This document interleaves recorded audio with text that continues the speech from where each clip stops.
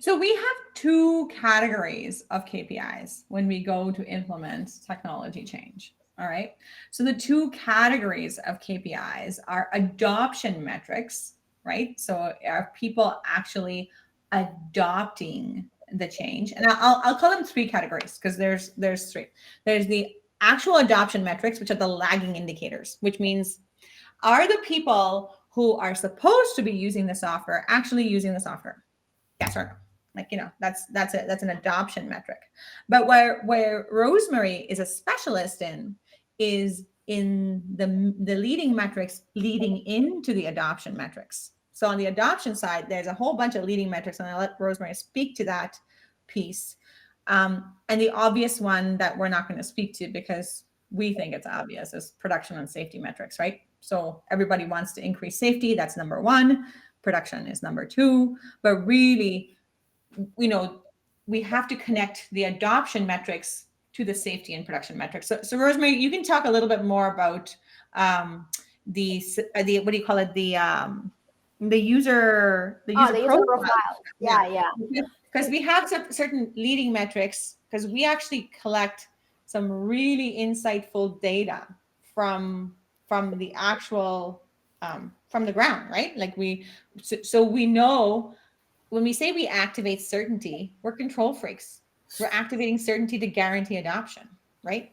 So how do we guarantee adoption, Rosemary?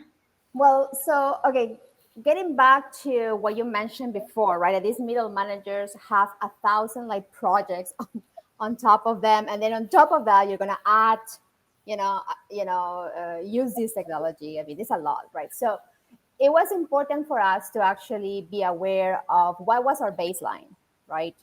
What where So we develop a user profile because we know that all other initiatives are also training people, right, to use certain maybe softwares, etc. So we wanted to know where were people at, and so we created the user profile. So basically, we collected information, right, about different the all the miners from different shifts.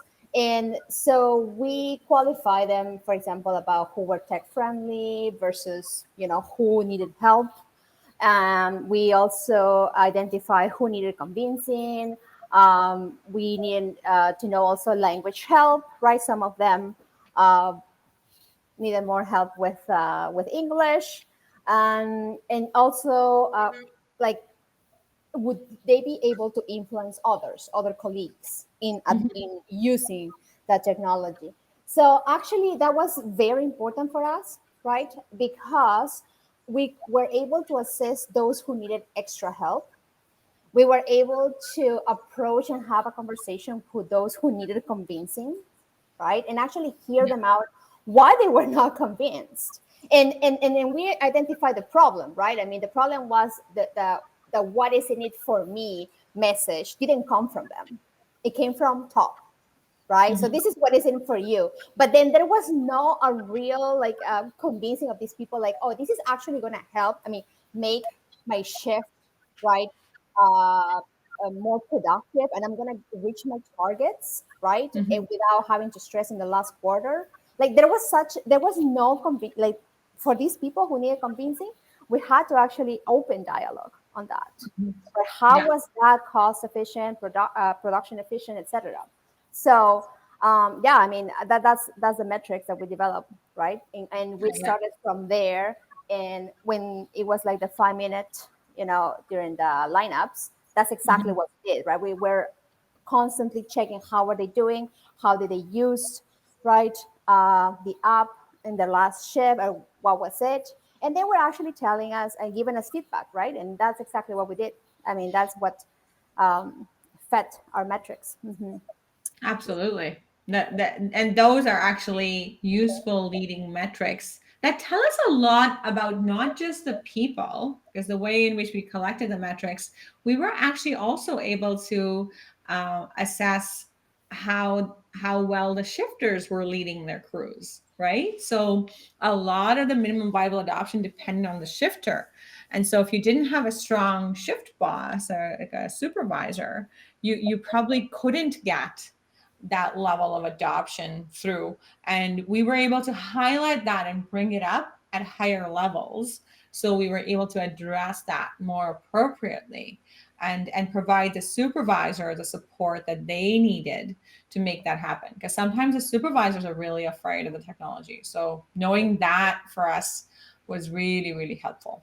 It's all about time, right? If they think that anything is going to be making them waste time and they're not going to get to their targets, that is a big barrier that we have to overcome, right? I love that you say that because, like, in the corporate world, a lot of people think, oh, I'm going to deploy this thing and the site, it'll go viral and they'll just use it. And it's like, well, do you think like mine sites are just sitting around doing nothing? like, like people are going like this. Every minute is valuable at a mine site. Like there is no discretionary time to do that.